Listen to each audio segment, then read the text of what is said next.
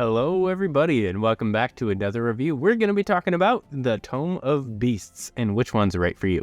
So let's get into it. Before we start cracking into these books, I just want to say this is the most popular bestiary that you're going to find. That's the Monster Manual. And while this is a great book, there's a lot to be improved upon from what we've built here. And the Tome of Beasts does that in leaps and bounds. And that's what I want to start this off with. First things first, in each of these books, you're going to find a very detailed artwork of every one of the monsters included, and there's close to 400 monsters in each one of these books. The lore and description a part of these monsters helps the DM to paint a picture to the table, and really it just helps to inspire you for your campaign as well. We even have a video coming out soon that says modules versus bestiaries, which one's better for your campaign. Check that out in the description. All of the books here are 5th edition compatible, and I can only assume they're going to be compatible with 6th edition, or whatever the heck they're going to call that, and Project Black Flag, or Tales of the Valiant, as they're starting to call it. This meaning the value in these books is going to go on for almost generations. It's been almost 10, 15 years since we've moved on to a new edition of D&D, and we're going to be carrying these with us, and that's awesome in my opinion. But of course, before we go too far, you can buy these right on Amazon, link in the description as well if you need any help. But before we go any farther, I'll just tell you the price outright. It's like $20 if you get a pocket edition for some of these versions, to all the way up to $40 for the hardcover versions of even the newest Tome of Beasts.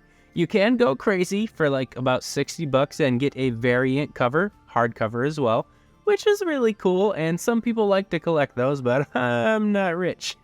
I will say this is not sponsored, of course, but if for some reason you guys want to send me a book in the future, you know where I'm at.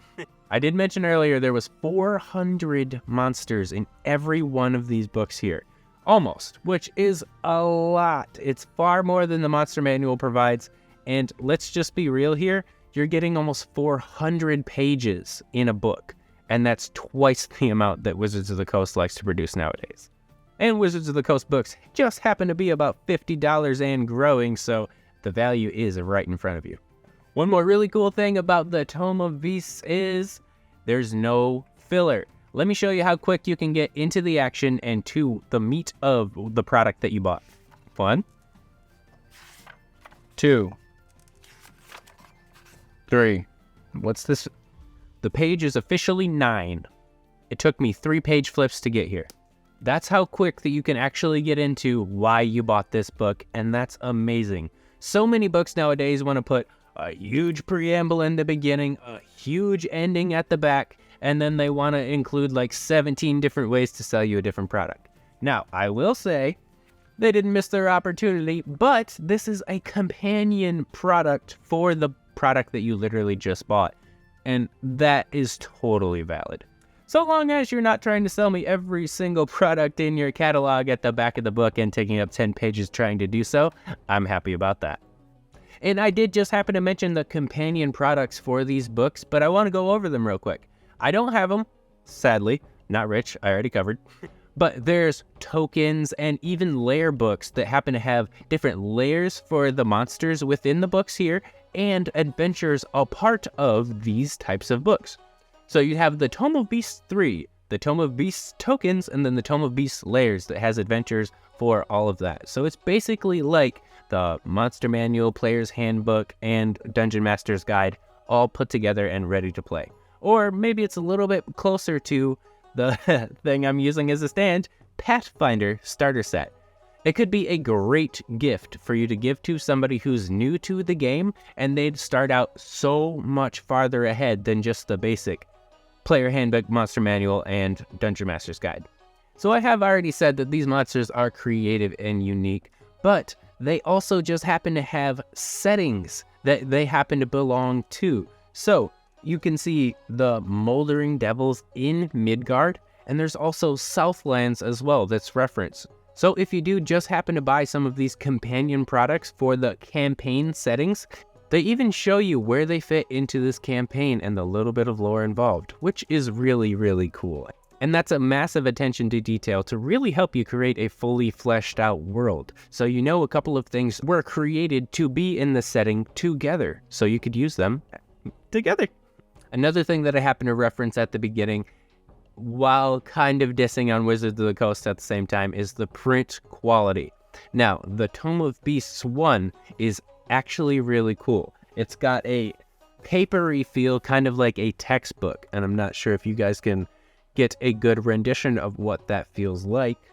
And that was just version number 1. Version number 2 also makes a decent amount of improvements, improving the color scale, the feel of the paper, and even the seams are hard to find in this one when in comparison to the other book. And then we're moving on to the Tome of Beasts number 3. The production quality is immense. I'm not sure if you guys can tell how much glossier the page feel is, much more akin to the printing styles of today. And again, I'd challenge you to find a seam in this. Kobold Press really is setting the standard for bestiaries, and the Monster Manual should be looking to them as an example for a new format for the Monster Manual in 6th edition. And yes, I'm going to call it 6th edition until it comes out, and then I'll call it whatever it's actually called. So something else cool about this book here, Nerd Immersion. I'm sure you've probably heard about him before you've heard about me, but if you haven't, check him out over here. He's got a couple of monsters in this book as well. And if you like Nerd Immersion, then that's another reason to buy this book. And I do want to say, if you guys were curious, these were just different kinds of campaign settings that I had in mind where different monsters might be able to apply. So we're looking at yellow for desert, pink for dragon, blue for cool, and then green for jungle. And it's just as easy to set that up for you guys as well. And even Kobold Press kind of does that at the back of their books for setting up different kinds of monsters in settings that they should be. But that's my thought about the Tome of Beasts, everybody. Have you guys tried them out? If you have a better bestiary, or maybe another company that's making stuff better than Wizards of the Coast, hard to do, I know, then send it down in the comments because I would love to review it. Because for these bestiaries, they're setting the gold standard for me, and they're absolutely worth your money. Grab the Pocket Edition for 20, maybe even 30 bucks if you're getting the brand new book. But other than that, guys, I will see you all later. And don't forget to like, comment, or subscribe. And for those of you who have seen my reviews, we like to open up a box of these so that way I can expand my collection. So let's see what we got this time. So first up, we've actually got a duplicate over here, a Low Alentian, or a Myrmidon in my opinion.